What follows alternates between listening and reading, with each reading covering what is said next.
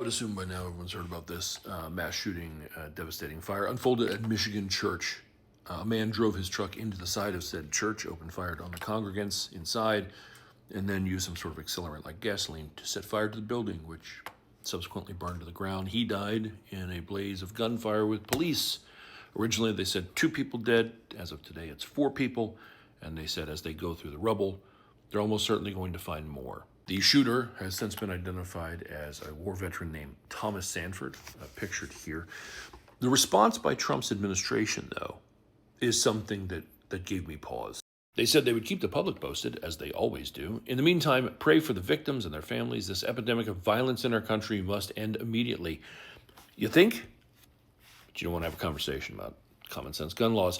But then Trump also wrote that the FBI is leading the investigation efforts. Trump said that while the suspect is dead, there is, quote, still a lot to learn.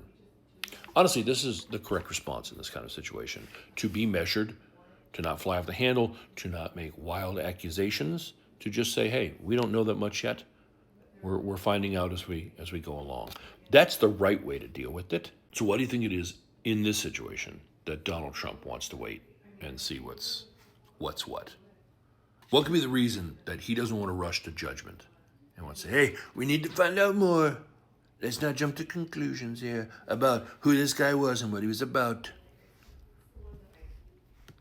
I wonder. Charlie Kirk got shot, and Donald Trump was quick to say that it was left-wing radicals that did it. They put out a fake story that there was trans ideology written on the side of the leftover ammunition. Then they quietly walked that one back. They told you that he was in love with his roommate, who is trans. Only his roommate isn't trans. His roommate is a femboy.